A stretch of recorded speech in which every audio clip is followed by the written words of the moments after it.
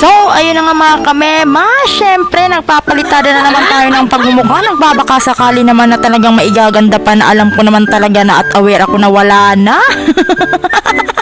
At pinaplansya ko na nga riyan yung 10 piraso kong buhok. Yes po, kung dati pa south ako, ngayon ay pa north na. Malapit na talaga ako dun tumira. At kinuha ko na nga ang bag. Yes po, hindi mawawala yan. Yung sinigang, bakene menor. Yes!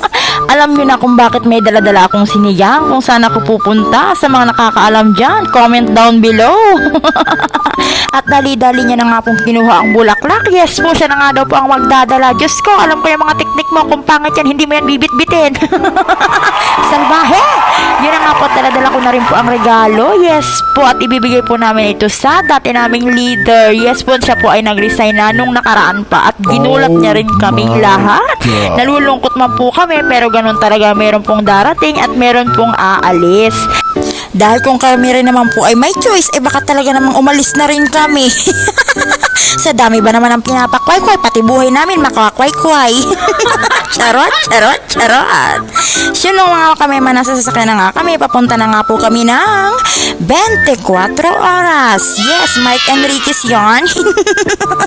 Charot. Yun na nga mga kami, nasa sasakyan na nga kami at iba't iba na nga rin ang nararamdaman namin. Yes, syempre, malungkot na masaya dahil makikita na naman namin ang aming pinuno. Yes, nandito na nga po kami mga kamema at nakita na rin namin ang sasakyan ng aming mga katrabahong Taiwanese. Sabi nga namin ay bakit napakaaga nila? Sabi naman natural, uwian na. Oo nga naman. Minsan talaga hindi nakakapag-isip ng maayos ang kamema nyo. Hanggang sa pagsasalita, hindi na rin nagiging maayos. So, ayun na nga mga kamema, ay inaantay na lang namin si Pinuno at ang iba pa naming mga kasamahan. Yes po, marami po talaga kami diyan dahil gusto rin naman nilang makita ang aming former leader dahil matagal-tagal na nga rin. So, dito nga po mga kamema sa kakainan namin ay only, yes po, libre ice cream, libre popcorn, libre kape, libre tsaa, libre lahat. Syempre, ang hindi lang dito libre ay ang pagngiti ng serbedora. Sa tagal-tagal ko nang kumakain dito ay hindi ko pa nakitang humingiti talaga dito yung taga-serve. Charot! Ilang minuto nga lang mga kamema ay dumating na rin ang aming pinuno. Yes po, natutuwa nga po talaga kami dahil dumating na rin at nakita na rin na naman namin ang aming pinuno at inabot na rin namin ang mga regalo namin isa-isa. Opo, natutuwa nga kami at talaga namang sobrang nakita namin sa mga mata niya na namimiss niya na rin naman talaga kami at namimiss na rin namin siya. Uy, si OA. Birthday to you. Happy birthday to you. Happy birthday, happy birthday, happy birthday to you. Happy birthday naman!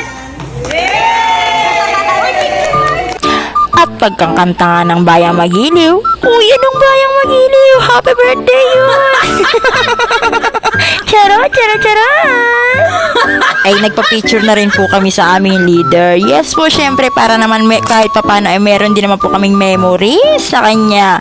Yun na nga po mga kamema. Yung iba nga po diyan na may mga pasok pa mamaya. Kaya naman talaga nagsikain na rin kaming lahat. Yes po, opo, kanya-kanyang subo na rin at kanya-kanya na nga rin ng usap-usap at wala na nga rin pakialamanan dahil sa totoo lang ay gutom na rin kami. Yun na nga po mga kamema, nagpapasalamat po kami sa aming leader dahil talaga naman sa ilang taong serbisyo naman talagang ginugol niya sa amin ay hindi naman talaga namin siya nakitang nagalit. Yes po, napakabait po ng leader namin dahil talaga namang lahat naman po talaga ng sakripisyo ay ginagawa niya sa amin. Kung kinakailangan naman po talaga naman pagtakpan kami sa lahat ng ginagawa namin, maging tama man o mali, hanggat kaya niya talagang lusutan ay lulusutan niya. Yun ang leader. Kaya naman mga kamema, nung in-announce niya ng alas 7 ng umaga, Diyos ko Lord, ilang minuto na lang ay mag-uuwian ay nagulat talaga kaming lahat. Talaga namang nag-iyakan kami. Pati naman talaga siya ay nagsiiyak na talaga. Pati siya ay umiyak mga kamema. Diyos ko, nagulat na lang talaga kami at bigla siya talagang sinabi na body NG na nga daw siya. Diyos ko Lord, talaga namang inintindi na lang namin siya at hindi na lang din kami nakaimik dahil kami naman talaga inagulat. Yes po, opo, nagulat po kaming lahat dahil wala naman po talaga kaming idea sa kanyang mga desisyon sa sa buhay. Nakakaiyak man pong isipin at talagang nakakalungkot, pero tuwang-tuwa yung isang bata dyan. Tuwang-tuwa na talaga at makakain na naman ng cake dahil talaga namang sinabi niya na yun nga daw po ang gusto niya. Yung cake nga daw po.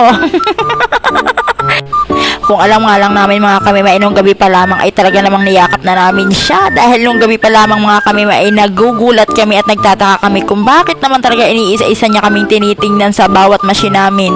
Talaga namang nagulat kami at wala kaming ka-idea na pati ako ay nagtataka kung bakit siya nakabantay sa akin. Akala ko naman ay may mga nagagawa akong pagkakamali sa aking machine. Diyos ko Lord, yung pala ay talaga namang aalis siya. Ito na nga mga kamema yung mga eksena na talaga nagpapaalam na nga kami dahil alam na naman talaga namin hindi na namin siya makikita dahil wala rin naman kaming idea kung saan siya nakatira. Dinadaan na nga lang namin siya sa tawa mga kamema dahil talaga naman magpapaalam na talaga kami at kailangan na namin tanggapin na tuluyan na talaga siyang hihiwalay sa amin. So yun lang mga kamema. Bye! Every time